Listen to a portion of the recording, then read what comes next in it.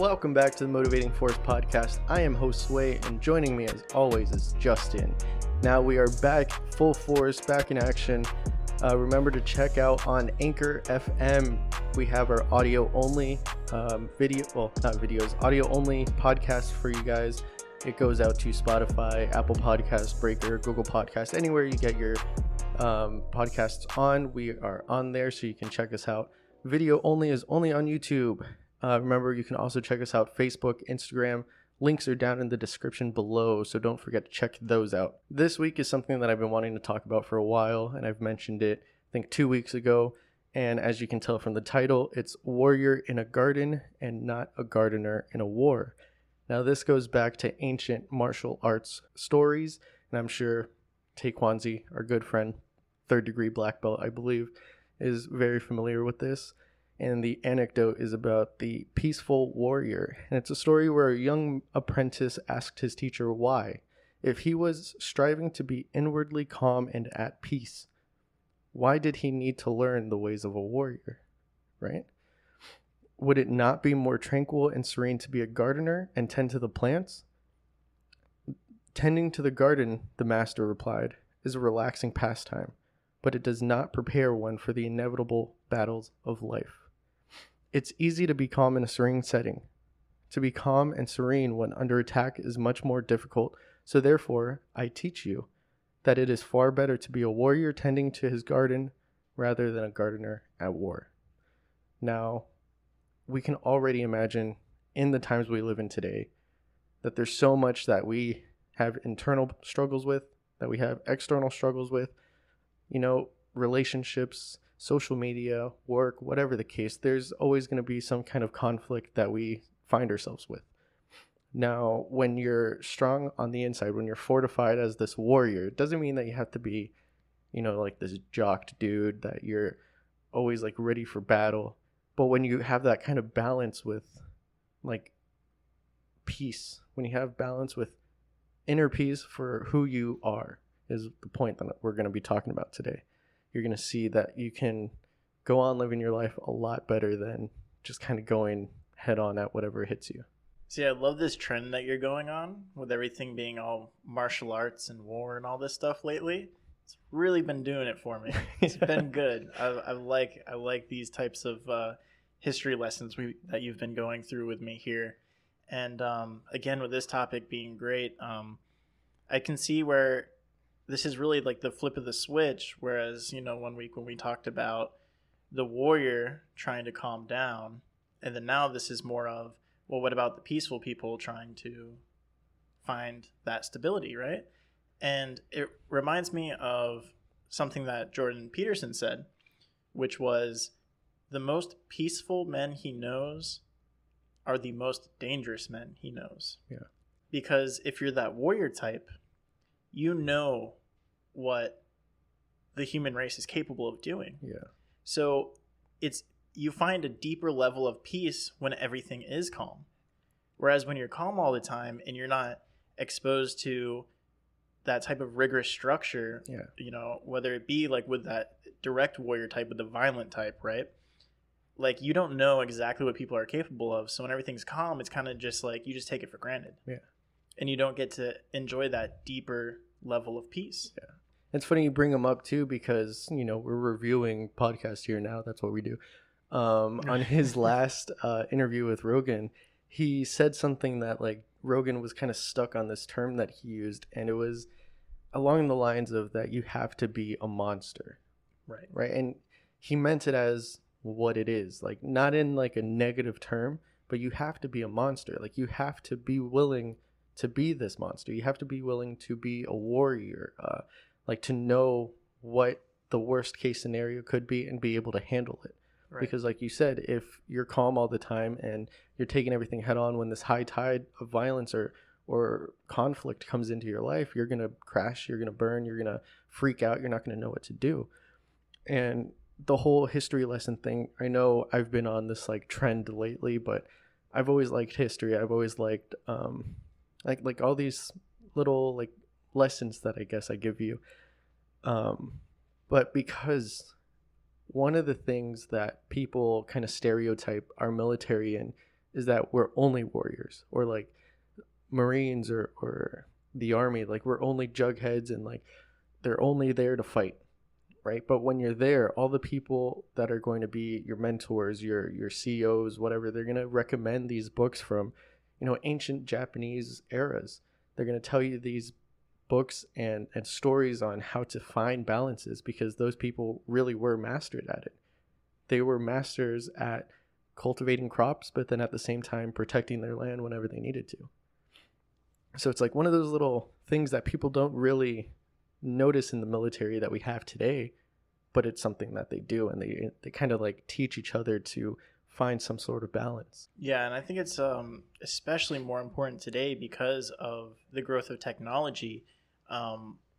Every single individual wears a million hats now. Yeah. So it's not easy to define yourself in that sense. Yeah. Whereas back then, if you're a warrior, that's what you were, And then today, if you're a warrior and you go on the internet, a million different people are calling you a million different things. So it's kind of hard to place that solid identity on yourself.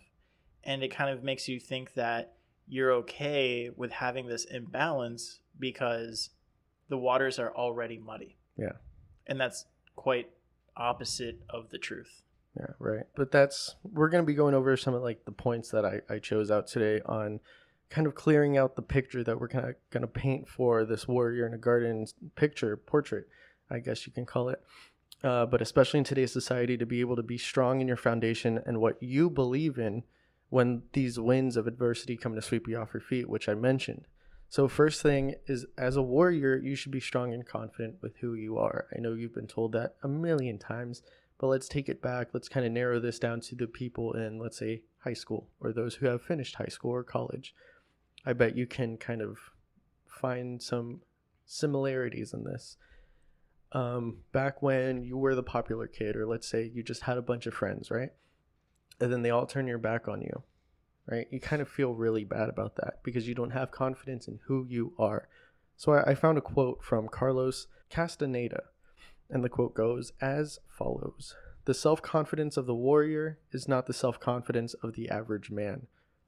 The average man seeks certainty in the eyes of the onlooker and calls that self-confidence. The warrior seeks impeccability in his own eyes and calls that humbleness. The average man is hooked up to his fellow men, while the warrior is hooked only to infinity." So stop comparing yourself to other people. The stereotype that we usually hear is women, that they're the ones that always compare themselves to others when it's outspoken.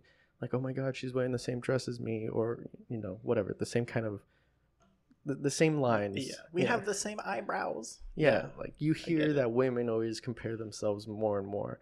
Whatever, not speaking about all women here. But behind closed doors, this is something that, us men also deal with. This is something that it's like one of the hardest things that we struggle with. And for the scenario of trying to be the alpha that you mentioned before in Monday's episode, or that we're trying to be the coolest ones in high school or college, whatever it is, men need attention. And some men need attention to feel like they're worth anything. Makes sense. Mm-hmm. But like I said, not speaking for all women, I'm also not speaking for all men, but there's a giant population that does feel this way, especially like we mentioned, social media, our society that we live in, bullies in high school, whatever the case. Those who do rely on other people to give themselves some kind of false sense of self-confidence, it shouldn't be that way. That shouldn't be the case, right? We should be relying more on ourselves. Because who will you be when everybody turns their back on you, right? When you're that popular kid in high school, when you have all the friends, everybody turns their back on you. Who are you? Immediately, you're not the popular kid. You're a nobody. You're a loser. You're a freak. You're a geek. Whatever it is. Because you were relying on those people to say who you were. You were relying on those people to pick that mask or that hat for you, and not relying on yourself to choose who you really are. So that's why it's important, first thing first, as a warrior, to be strong in your foundation. Because if you rely on yourself for confidence, you will continue to see yourself as the king that you see yourself as. See, that's great, man. That was my favorite point from these notes here when we were reviewing this episode, and I just love that so much. Where I see a lot of truth in it, especially when I went through high school. Was I the coolest kid? No. Was I the most popular kid? No. But I was one of those floater kids, right? Yeah. So I didn't have any specific group of people I was with. I was with everybody. At one point or another, I was with everybody, and I was cool with everybody. And then that was it. I was just, the drifter, right? And I was accepted into every little clique that there was, and everything was fine. And that does have kind of a stark contrast to what you're talking about right now, because in that case, I kind of did have nobody. Mm-hmm. I had everybody, but I had nobody, right? So I did have to develop more so who I was for myself. That mirror had to be inside of me to reflect on. And I think was the most powerful point that helped me fit in with everybody, because everybody's okay with you when you're being yourself, when you're being honest. And that doesn't matter if they're the coolest kids, the weirdest kids, whatever the case may be. They're cool with you because you're just you. Yeah. And everybody can accept that. So there's a lot of weight there in that. But that did hit hard when you said, when everybody does turn their backs on you, now you're nothing. Yeah. So what does that mean when people say, who are you? And if your first instinct is to look around to see who's going to gas you up, you got problems. Because there's adults that are like that. Yeah. Now, question, how long did it take for you to realize to start working on that, like on yourself? Was it when you were in high school or after high school? When you realized that you really didn't have anybody, that you were kind of just being a chameleon? I mean, I want to say I realized that I was that way in high school. So probably like senior year, though. So it was, of course, at the end of that road. But I didn't find the problem with it. Yeah. Right? Because I wasn't trying to go around and I wasn't just pleasing everybody to be cool with everybody. I was kind of just blending people in. tire me out, so I'm not going to try to fit in with each clique and all this stuff. I'm just going to be myself, walk up, start talking to people, and that's it. And then that's what I did. So I didn't really see a problem with it, but I think the realization of it did come near the end of my high school journey. Yeah. Well, that's good too. I'm glad it hit home with you, and I'm hoping it hits home with everybody else that's listening, because this does come from truth, and it comes from my truth as well. Now, we went to the same elementary school, middle school, but then in high school, I kind of went to a public school, right? So then your private school size was probably 3 times smaller than my high school. But in the same sense, I was the same way. I was a chameleon as well. I would blend in with the hip hop kids, with the scene kids, with the goth kids, with the skater kids, with the video game nerds. I blend in with everybody. Right. But then I didn't realize it was a problem until much, much later. I realized it once I was out of high school. I was in college, not that long ago, that I started working on fortifying who I really was. Because at the time, I mean, you can look back at it and see it as a benefit, right? It's a plus, some kind of tool that I can put in my tool belt that I am able to kind of fit into whatever scenario I find myself in. I'm adaptable, you could say. Right. But in the time, being a teenager, you have hormones, you're trying to self-identify, you're trying to see who you really are, you can't. So in that time, the people, like I said at the beginning of this, if you are in high school, kind of figure out who you are. Try to fortify that warrior that you are before you let everybody else pick and choose who you're going to be. Because I was the same way. I had to look around. Who am I hanging out with? Okay, I'm a scene kid. Or who am I hanging out with? Oh, I love hip hop. Or, I have to choose which kind of group I'm going to find myself in and then identify as that. When in reality, I should have just identified as me. Right. And the things I enjoyed. It's from truth. So I'm glad it hit home with you. And like I said, I hope it hits home with everybody else. But second, getting away from self-confidence, you kind of already built that up. The second point of this is that you need to find balance, right? You need to have some sort of balance in your life. You hear it all the time with a work-life balance, home-life balance, whatever it is. This is a little bit different. This is just, in general, a balance to your life. The same way warrior in a garden, not a gardener in a war. We've been over this part in previous episodes, but the point stays true. Finding the balance between warrior and gardener is important. You shouldn't be go, go, go all the time. You shouldn't be this guy that's just attacking everything head on. You shouldn't be, this monster that's just ready to attack, because then in the moments of calm, you don't know how to act, right? You make a fool out of yourself. You need to find something that gives you some sort of rest, because like we said on Monday, you need rest. It's human nature. You need a break from something. And if it's a hobby, if it's a talent that you have that you should make some time for. You like to draw, you like to be creative, you like to do something and you just don't have the time for it. Cut out the time out of your schedule. Kind of find a way to work that into your life. Get back into it. Find some peace with it. Or simply, take a damn vacation. Just do it. Once you've mastered the art of being confident and true to yourself, you have achieved the preparation needed to attack the struggles in life. You have now become that monster that we've talked about, that Jordan mentioned on the Rogan podcast. But there's a moment without struggle. But when there's a moment without struggle, what do? Do you sit around with all this pent up energy? You just let it boil up in your stomach? Hopefully not. So what I'm telling you guys to do is go find a hobby. Hell, let it be gardening. So then it kind of hits the nail on the head for this topic. Do you have a talent for playing music, being creative in any form? Go try that out and let the warrior take a back seat for a bit. Or if anything, when you do find that hobby, when you do find that talent that you've been suppressing, when you do find that kind of creative outlet for yourself, that inner warrior is only going to improve from having some sort of moment of balance. Or like I mentioned, take a vacation, but don't let it be an escape, right? Because a lot of people take vacations to get away from work, get away from family, get away from this or that. It's some kind of conflict that they have in their life that they're trying to escape from. Don't let that vacation be an escape. Let it be an adventure. Experience new things instead of trying to run away from the wars at home. Yeah, I like that a lot, because people do kind of view vacation as that, and that's why a lot of people don't like vacations. They don't want to take vacations. They don't want to take breaks because they don't understand what it means to really take that break. You talking about yourself? Take that time off. Yes and no. Yes and no. Because I know you were one to not like vacations. Yeah, I did have to go through and learn this a little later than I should have, I guess. But I kind of understand things better now. Yeah. And I understand why I don't like vacations now, but I've come to accept that and I'm good with it. Well, no, right? Because to take your side on social media, like we mentioned, is a problem at the beginning of this. You always see the captions that people post up with their vacation photos. Oh, my escape from reality. Yeah. Oh, my escape from family, or my escape from this. That doesn't help when people are trying to look at it as an adventure to just experience new things. Well, okay.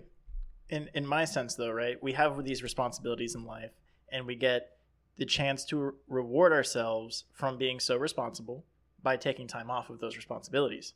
Yeah. So when people look at the vacation or the break as that escape, well, okay, if you escape from prison, you don't plan on going back next week. Yeah. Okay? You get what I'm saying, though, right?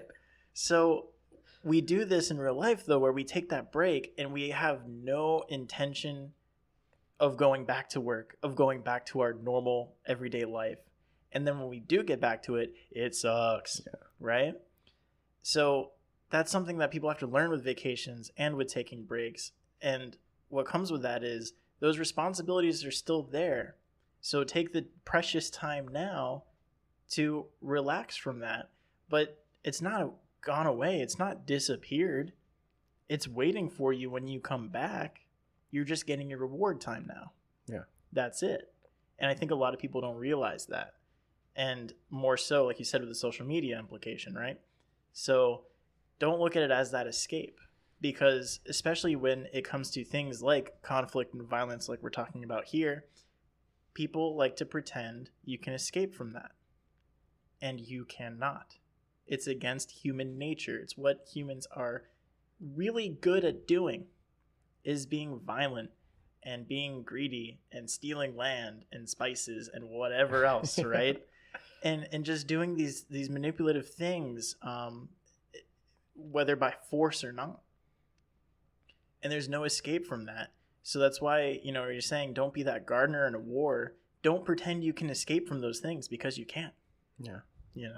Well, no, you're absolutely right. And that's why I'm mentioning like that this is the point of balance, that you need to find it as a balance. You shouldn't look at it as an escape. You shouldn't look at it as something that you're kind of separating and splitting your life into two, and you're only going to do this one for half your life and then the other for the other half.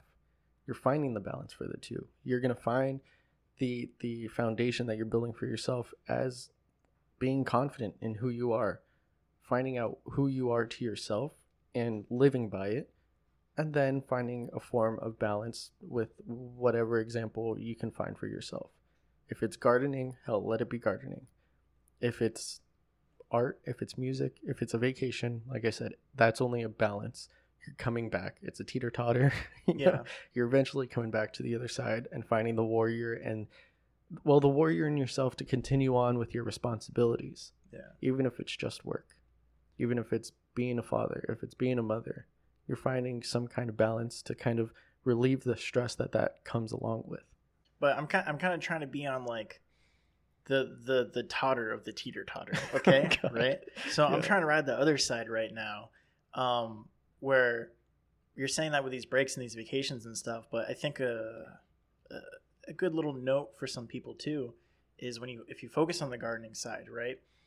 Sometimes that break that people need from that is not really necessarily so much a creative outlet, but maybe for some of those types of people who are more pensive, maybe they need to go pick up weightlifting. Maybe they need to go pick up a martial arts. Mm-hmm. They need to go pick up some form of like disciplinary training. Yeah.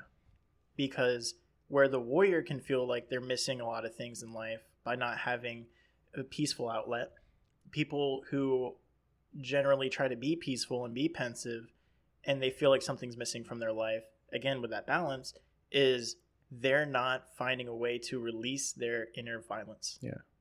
And whether you want to admit it or not, everybody has it, and everybody needs to have an escape for it. Yeah. Well, no, that's a good point. And I'm just kind of giving out examples. This is all solely based on the individual, whichever outlet you kind of find that your body needs, that you as a person needs. Once you've figured out your confidence and who you are as a person, then you decide whatever outlet it may be. And I like that you said weightlifting or kind of getting out that energy. Like I mentioned, what do you do when there's no war going on, when there's no kind of conflict? With all the pent-up energy that you have inside, you need some way to get rid of it. So it's a good example, weightlifting or exercise or bike riding, whatever it is. Hopefully you guys can find it for yourselves and kind of create a routine and maybe even get somebody to hold you accountable for it. But back to the beginning of the episode, when you're talking about outlets, we have multiple outlets because we're on Anchor. So we have outlets called Spotify, Breaker, Apple Podcasts, Google Podcasts, anywhere you have your favorite podcasts, we are on that platform as well. So check us out there. Of course, there's advantages to that over watching us on YouTube. But if you do join us on YouTube and you get to see our beautiful faces, we appreciate that as well. And if you guys want to head over to the social medias for a little bit of extracurricular, we have that as well. We have Facebook, we have Instagram. All those links are down below. Our inboxes are always open. Feel free to leave us comments, DMs, anything you like, suggestions, video recommendations, whatever it is. We are all ears for you guys. We'd love to hear from our community, reach out with you guys, and just enjoy this experience called life. And for those of you on YouTube, remember to like, subscribe, and hit that bell icon. Share the videos with all your friends and family. Until next time, go and get.